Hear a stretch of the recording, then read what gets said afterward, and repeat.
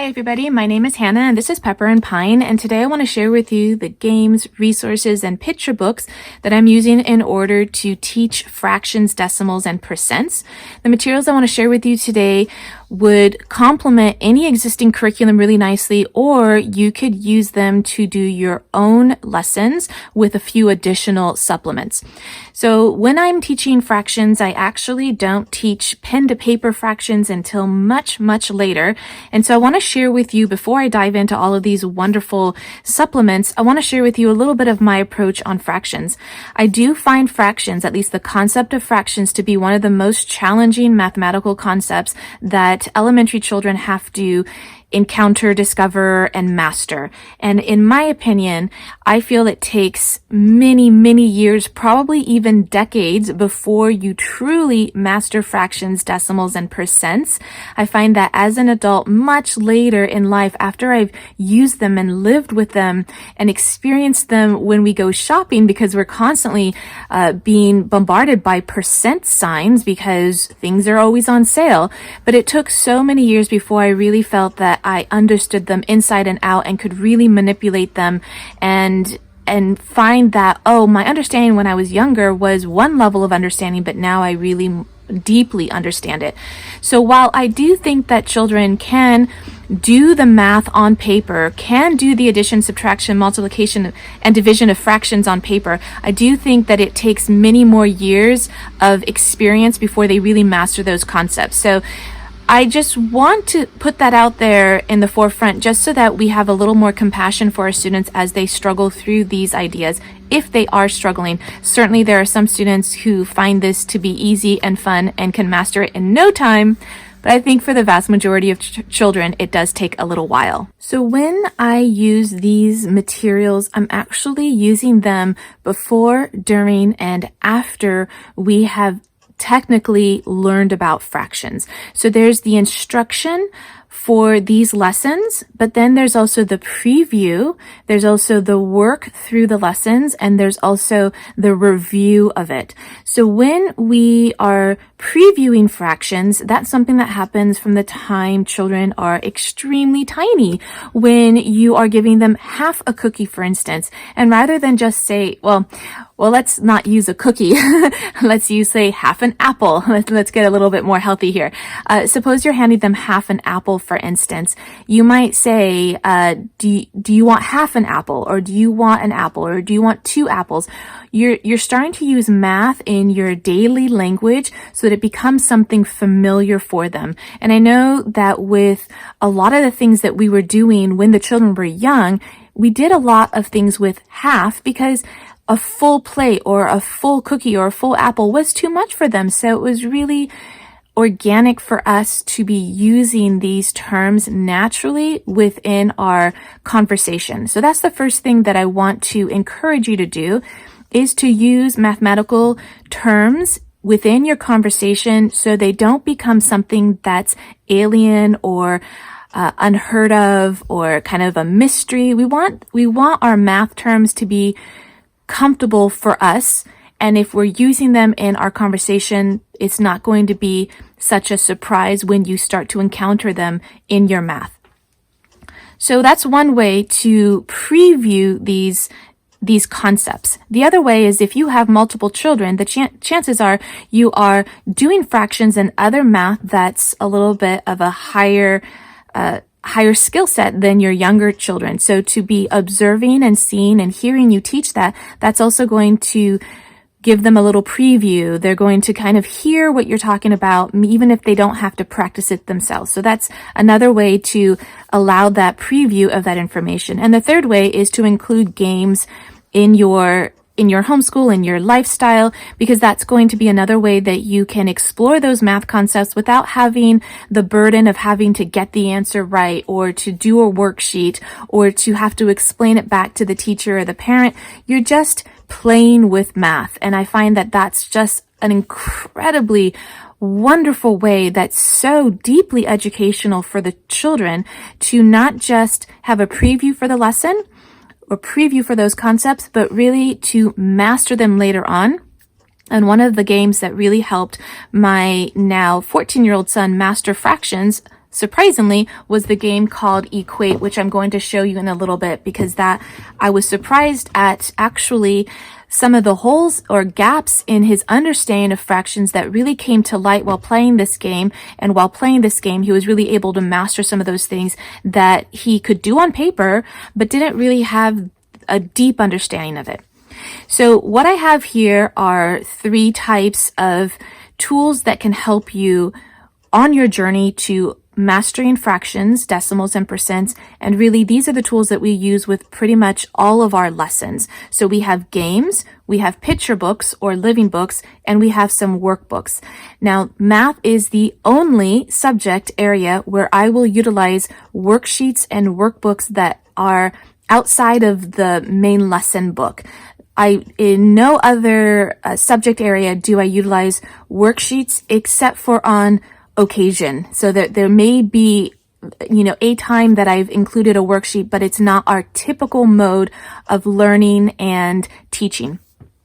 So I'm going to share with you those workbooks first, because I feel like these can be used as your teaching tool, and then the picture books and the games can be used to supplement that teaching. But remember, we can always do previews before we actually get to the lesson work.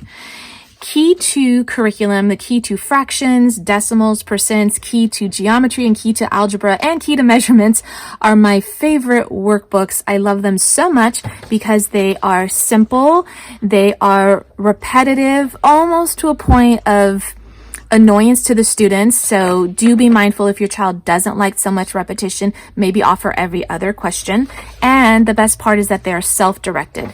So when I utilize these after I feel my students have either a general understanding of fractions, or I use this when I'm teaching them for the first time, because it is such a simple, very easy way to understand them, and it's so self-directed that if I can't teach every lesson, I feel confident that my students can read through the directions and answer the questions on their own without me having to instruct them.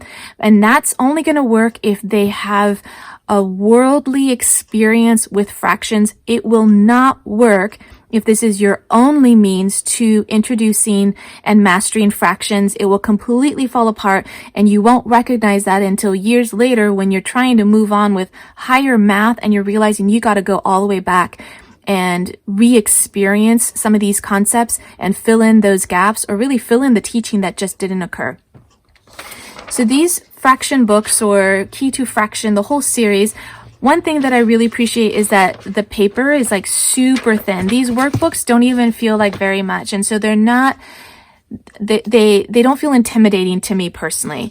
And they are set up in different, or rather they have multiple workbooks for every section. So you're not getting a really thick workbook all at once. You're getting a small workbook, and the pages generally go up to about 30 to 40 pages. So it's also not very much. The way that I've used these in the past is that my students would do 2 pages daily in the workbooks, and we would start this at around grade 4 or 5, and we would just go through the entire series of workbooks from measurement to fractions, decimals, percents, and then on to geometry and finishing with algebra. This was just something that as a daily practice in our homeschool, this is what we did. So this one comes with Key to Fractions for level 1. Then you have multiplying and dividing, that's number 2. Adding and subtracting, that's the 3rd one. And then mixed numbers is the 4th one. After that, we would go on to decimals, because decimals, percents, and fractions are all related to each other. And so this one has decimal concepts is book number 1. Adding, subtracting, and multiplying is number 2. Dividing gets its own book with number 3. And then using decimals is the 4th one.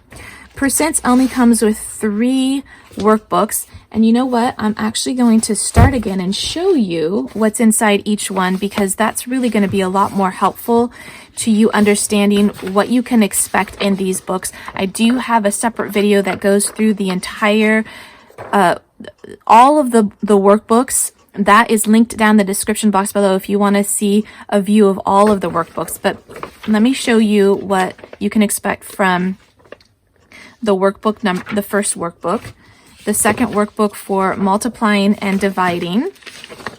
I like that there isn't a lot of extra space for the most part. I don't like to be really wasteful with our work. The work that we produce generally goes into main lesson books, which we keep, but I don't like having a lot of superfluous material that will end up getting trashed, but at least you can recycle these once they're done. So that's something positive for the environment, that you are not using so much, and then after that you can recycle them. I know that's a little bit funny if you've been watching me for a while, because we do have a lot of books and we do make a lot of projects. So this one is on adding and subtracting, and then the last one is on mixed numbers.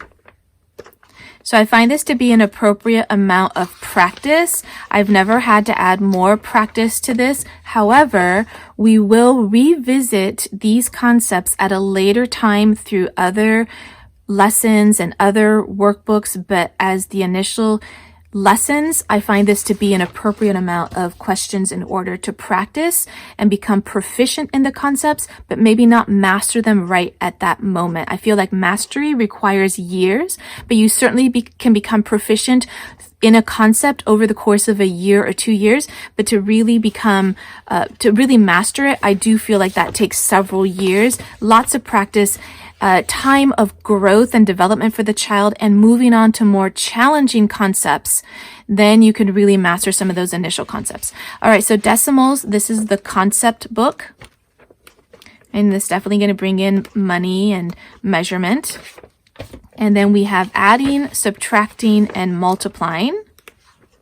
There's enough room to do, there's enough space to do your work, so you don't need any extra paper usually in order to compute these questions. Then you have dividing.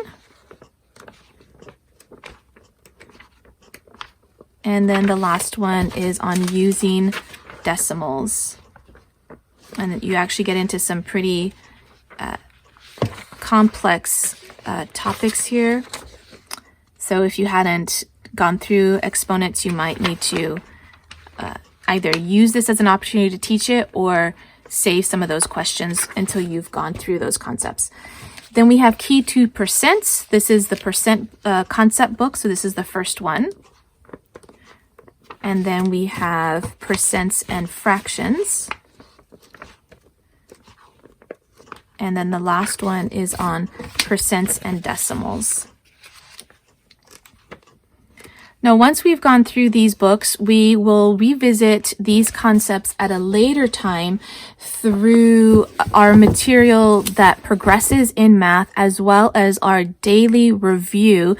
I have a binder that has worksheets from all various types of workbooks that have just been handed down, so what I'll do is I'll generally take these workbooks that are maybe 1 to 2 or 3 grades below the grade that my child is at, and then he will do 1 page of that, 1 page on the front or 1 page front and back, 1 sheet, and he'll do that daily as part of just like 10 minutes of math or 5 minutes of math that you can do on a daily basis, just to keep some of those skills sharpened that you have already learned from a few years ago, that you just want to keep them you want to keep them fresh.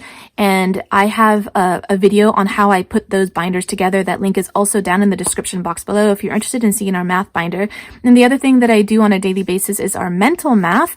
And our mental math is an oral math activity in which I will recite about maybe 5 to 10 questions depending on the age of the student, and they're oral questions. So I recite the question, they compute that question in their mind, and then they give me the answer orally.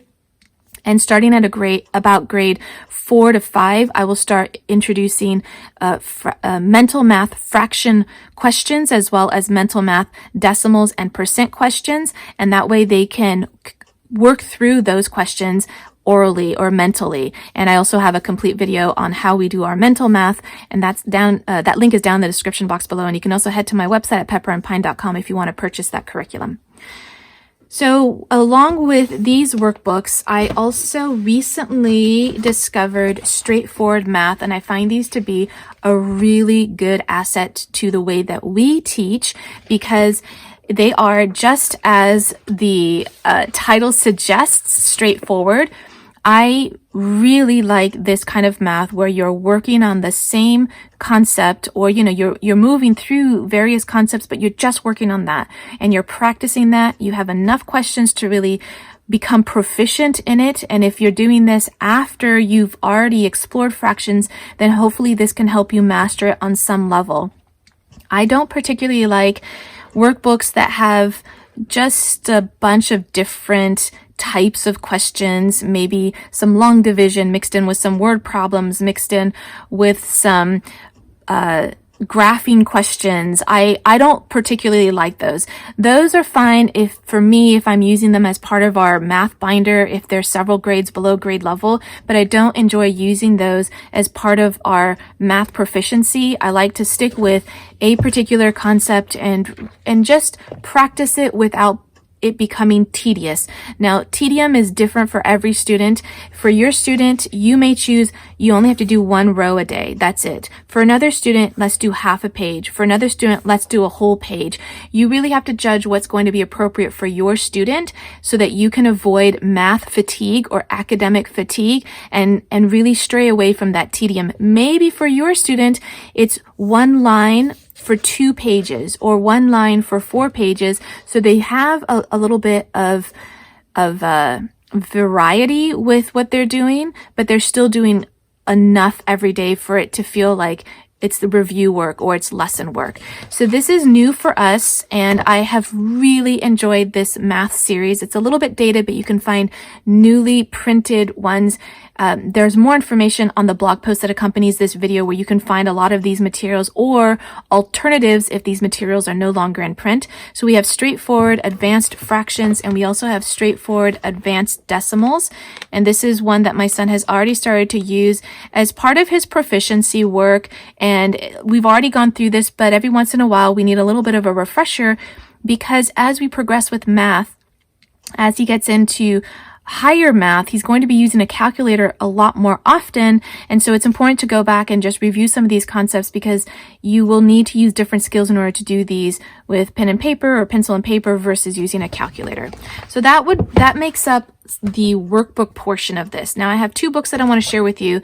One that can be a teacher resource for going through these math concepts as either a refresher course for you as a parent, or if you choose to create your own lessons and your own math curriculum. I find this to be a really great resource because it will help you understand those concepts, come up with some questions, and know what areas you need to cover in order to complete that subject area, that field of study.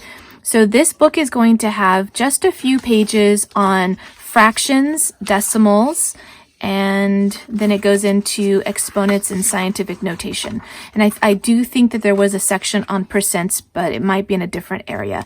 So this book is going to cover so many different subject areas within math. It's going to have geometry and algebra, symmetry, and there was one thing here. Was there something on, there we go. Here's the section on percents, as well as basic arithmetic and just the very beginnings of math. So this would be a really great resource. I have to say that I have not utilized this as much as I expected, but it's still in our homeschool library as a great resource. And so you could use this definitely for your lessons on fractions. But if that was the only book or the only section that you were going to need, then this might not be of a tremendous value. But if you're looking to create your own lessons, or you're looking to refamiliarize yourself with some of these concepts as you're teaching them to your children, this would be a wonderful resource. Another book that's going to go over a lot of different math concepts is called The School of Numbers. This is a brand new book for us, so we haven't gone through this one that much, but this is going to be similar as the Usborne Illustrated Dictionary of Math in that it's going to go through lots of different concepts, but this is intended a little bit more as a read aloud for a student and a parent, not so much as a parent resource, but you can definitely use it as a parent resource to refamiliarize yourself with these concepts just as you could with the Illustrated Dictionary of Math. But this one I find to be a really great choice if you want to read through these with your children. And so again, there was a section on fractions and decimals, and so I pulled this one out so that I could show you that, and it will take me a second to find that page. Here we go. And so there's one on fractions, and then you have decimals and our percents. Yep, and then percents are next. So those 3 sections would really help you in a fun, kind of whimsical way explore these concepts. And the book is just really delightfully written. It has like these different characters that take you through this journey. It's kind of set and like you're going to go into like a spaceship, or you're going to go on a journey. And I like that concept. I think it makes it fun and engaging for a student. I have another book that's going to go through lots of different math concepts. This one's called Math Curse, and this is the section on fractions. And I have to say that I'm not crazy about the illustrations at all, but I did want to share with you this book in case you have this one, or you're looking for a book similar to this that's going to go through lots of different math concepts that are going to be in a picture book form. The math is fine. I absolutely don't care for the illustrations at all. And one other thing is that I'm not super crazy about books where there's just a lot going on. It feels chaotic for me, especially on some of the pages that are written like this. I particularly don't like that approach, but there are definitely wisdoms behind having a book like this. It's just not the book that I relate to. It feels a little bit chaotic for me, but you may have children that absolutely love this approach. So it's nice to have a variety in your homeschool or in your classroom so that you can meet the needs of all of your children, not just the kinds of things that work well for you as a teacher, but also the materials that work well for your students. So this is the one section on fractions, and that's why I wanted to pull this book for you. And if you wanted a book that was just on fractions, you can try this one by David Adler called Fraction Fun.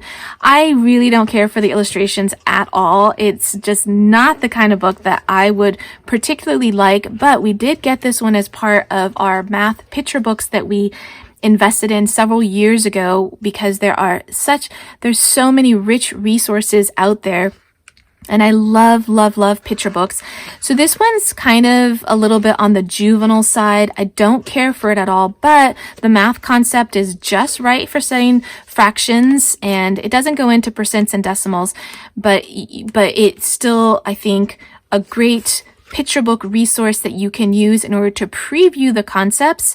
And then if you wanted to try some of the projects in here, it does have some options to recreate some of the content in here, where it's talking about the tissues, the envelopes, and the pencils, which one is heavier, get a little scale out, and then you can start to measure those. It gives you some ideas for that. It's not necessarily a project-based book, but you definitely can do projects from this book that are inspired by this book, and I really would encourage you to do that, because just reading the book on fractions, I don't think is going to be as deep or as profound as doing the projects themselves. So this would be one picture book completely devoted to fractions. So let me show you the games that we have on fractions, and let me start with the most basic game first. This one's called Fractions, and honestly, we bought this one about 15 years ago, and I do not know if it's still available. It's by School Gallery, and it's Improve Your Math Skills Without Boring Drills, and truly, that's what it is. It's really basic, and you could completely recreate something like this if you wanted to do your own board game. But I really do appreciate that there are materials out there that are pre-made so that we can get to the fun stuff of doing the game or doing the project. So it comes with the tiles that you need. It comes with a little cheat sheet so that you can know the different fractions, how they relate to the percents, how they are with the decimals, and how they look in an illustrated form. And it comes with your little spinner. So you go around the board, and as you land on these different fractions or decimals or percents over here, you put your tiles onto the board. And once you get 3 in a row, I think that's how we used to play.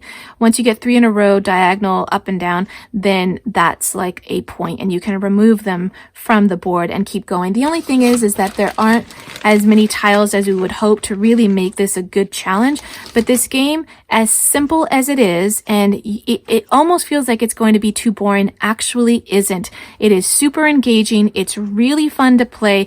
I really enjoy it. I don't like games that don't have an element of competition into them. I find cooperative games or just really, really simple games super boring, and I don't enjoy playing them. This one is just right for young students. It has just enough of that competition, but you're not really competing against other players so much as you're just trying to get your to get your matches or your sets. I mean, you could kind of disrupt someone else's.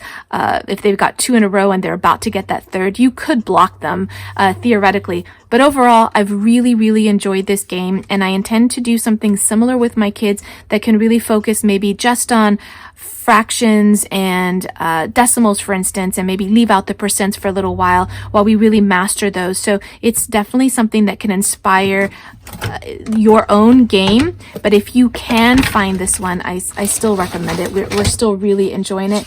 And what's great is that it just focuses on fractions, decimals, and percents, as well as the visual, which is really great. The next game I want to show you is called 24 Game. This one's going to focus on fractions and decimals. This one is a much more challenging game, so I would recommend this game after your students have gotten a lot more proficient in decimals and fractions before you play this, or you can just play the simple cards. They have a single dot. The intermediate cards have 2 dots, and the advanced cards have 3 dots. And this is intended for ages 11 and up. And the point of the game is to use the 4 mathematical operations in order to create 24 using the numbers on the wheel. So we have really enjoyed these games. I think we have maybe 5 or 6 versions of this game, from really basic addition and subtraction for grades or for ages 6 and up, all the way up into really challenging ones that I think are for ages 12 and up, and they include integers. And there's just a really awesome game. I highly recommend this. And if you can't find the print version, they do have an app that you can get. The last game I want to show you is called Equate. We love this game. This is, imagine Scrabble for numbers. And it comes with a board that's set up similar to a Scrabble board. And you create your equations using these tiles. And then you can either get like 2 times the symbol score or 2 times the equation score. So it makes it really nicely competitive. So it comes with the 4 mathematical operations, and this particular one does come with fractions, but you can get a simplified version, like a junior version, that just comes with the no fractions, just whole numbers. And we've really enjoyed this, not just as a game to help us with fractions and decimals, but really for just enjoying math in a lively, somewhat competitive way. And what I've done, what I've altered a little bit, is that when I've got my young kids playing with me, then I will let them choose the tiles they need. And then as they get older, they take them randomly. I especially like the fractions because they're worth so many points, but my young students will just choose the tiles they want and create those equations. And as they get older, they can be challenged a little bit more. Don't forget to check out the blog post that accompanies this video for more information on the products that I've shared today. You can find that link down in the description box below. You can tap on the screen right now and check out some of our other math tutorials. Don't forget, if you want to see how our homeschool is progressing on a daily basis, you can find me on Instagram at Pepper and Pine.